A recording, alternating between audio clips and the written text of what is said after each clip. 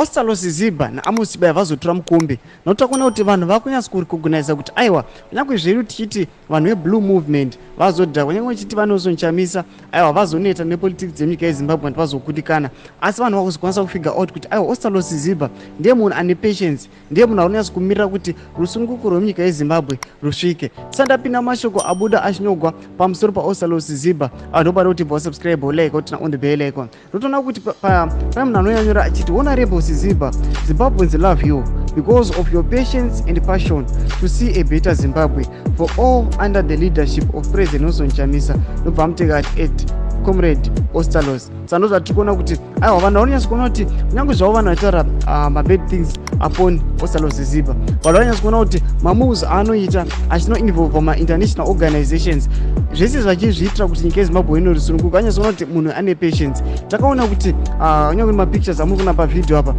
last week aiwa akanga ari kuZambia achiatenda another regional meeting vachiona kuti seopposition voita sei rusununguko rwenyika yeZimbabwe. Tiudze mafungiro enyu savanhu vanoda change munyika yeZimbabwe. Ndozvamunokuziva kuti economy yenyika yeZimbabwe iko zvino yakadhakwa. There is political instability. Vanhu havasi kufara the situation yenyika yeZimbabwe because they want change. So chimbotudze mafungiro enyu kuti munorudii pamusoro pemashoko awa. Bhera comment section medu mutudze mafungiro enyu.